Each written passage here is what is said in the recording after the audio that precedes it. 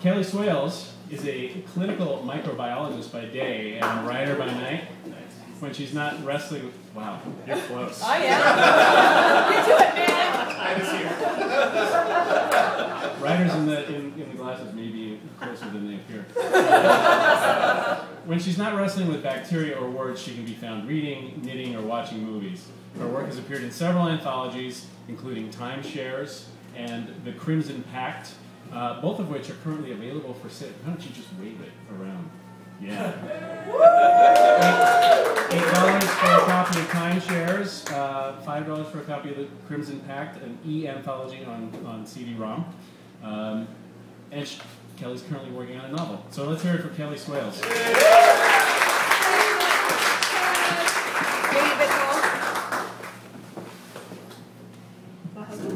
Hello there. Say something. Something. Is that good? Can you hear me now? Hello.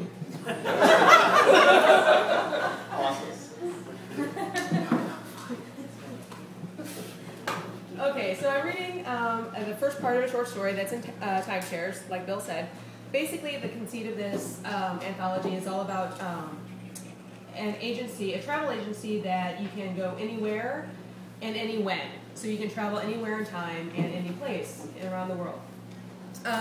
My protagonist, my character, Gina, has saved up her nickels and dimes, and has bought a trip back 5 years in time to save her twin sister, Lucy, from dying in a car accident. So this is where we begin, and I'm not going to be able to finish it, but we'll see how far we get. Ugh. Bifocals, sorry. Gina stood outside her sister's rented townhome. She shivered in the frigid February air as a tinge of nausea rippled through her body. An angry wind that smelled of a neighbor's fire pushed through her thin, houndstooth coat. Wisps of vapor puffed from her mouth as she blew into her gloved hands and stomped her feet. 20 below, at least. She had forgotten how cold it had been. She could have brought a warmer coat, but she hadn't spent a year's salary to be warm. She had spent it on this trip. She would stand here in a bikini if it meant saving her identical twin, Lucy. She had 6 hours to do it. Timeshare waivers and warnings be damned. A storm a few days prior had blanketed the area with a foot of snow, and now Gina squinted against the daylight glaring in its surface. She checked her watch. 11:30. Perfect. The current Gina's plane had just left for a week-long business trip, so there would be no chance she'd run into her past self and cause a time-fracturing paradox. Gina clutched a plastic grocery bag as she climbed the short flight of stairs. She paused before knocking once and swinging the door open. Warmth slammed into her body. Her sister had always kept the thermostat somewhere between Inferno and Hades as her eyes fell on Lucy's paintings and supplies strewn around the living room. Her voice cracked as she said, "Lucy, you here?" "What the hell are you doing here?" Lucy called from the kitchen. "I thought you'd be 30,000 feet by now." Tear filled Gina's eyes. Dizziness overcame her. She managed to croak, "Canceled," as Lucy walked into the living room, wiping her hands on a dish towel. "Flight or the whole trip?" "Flight." A tear spilled from her left eye and ran down her cheek.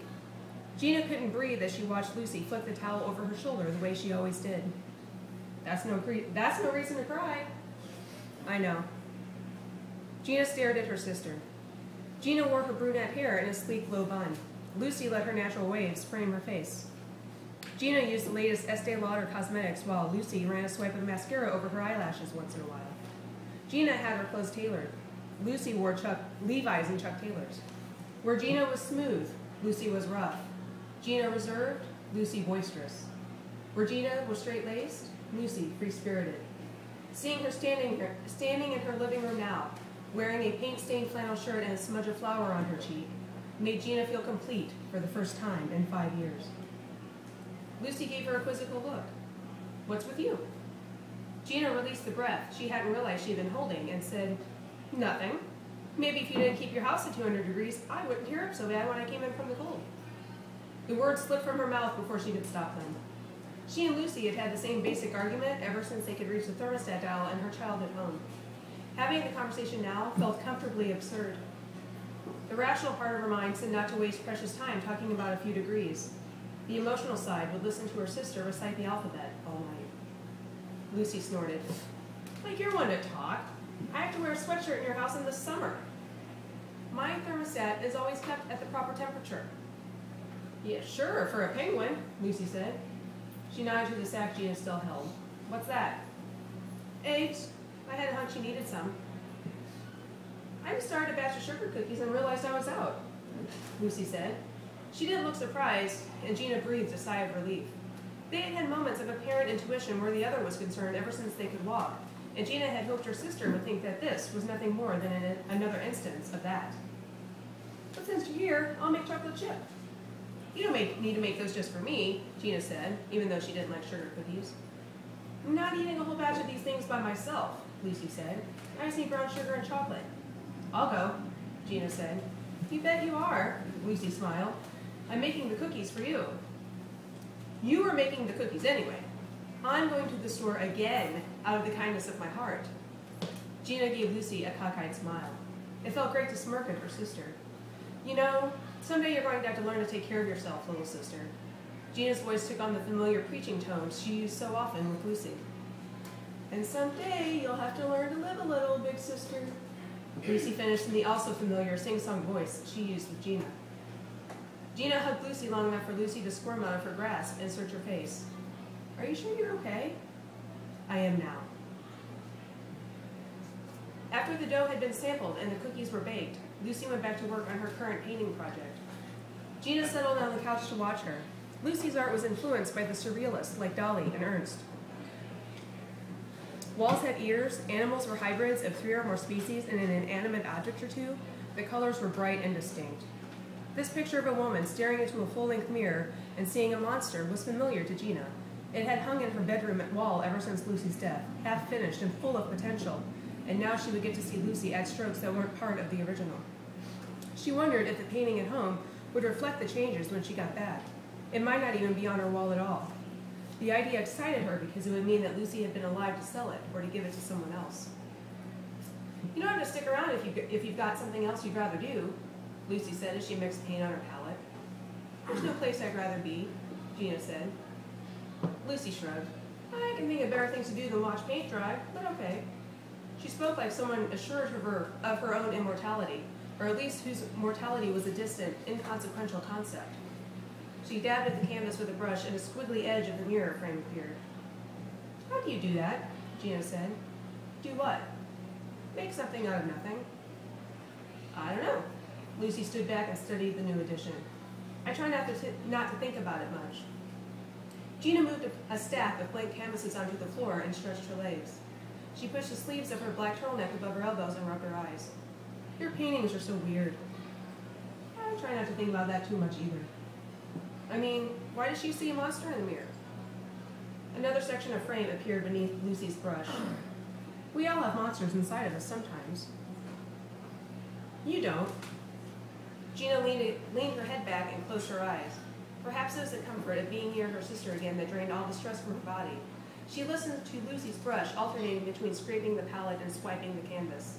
The rhythm, coupled with the warm cookies, with the warm apartment, and a stomach full of fresh cookies, lulled Gina to sleep.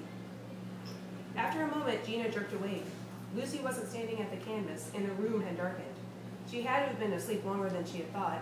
The mirror frame in the painting had been finished, its purple squigglies and black shading mocking her. Gina checked her wrist. 3 hours had passed. Lucy? No answer. Panic welled within her. You here? The place felt empty, and she knew Lucy had left. She jumped off the couch and headed for the kitchen, hesitating when spots danced before her eyes. A note in Lucy's hurried scrawl lay next to the dirty mixing bowl. Morning, sleepinghead. Since you're going to be here for dinner, I'm going to go grab some supplies. Hope you're okay with meatloaf. Be back in 15. The note had the time.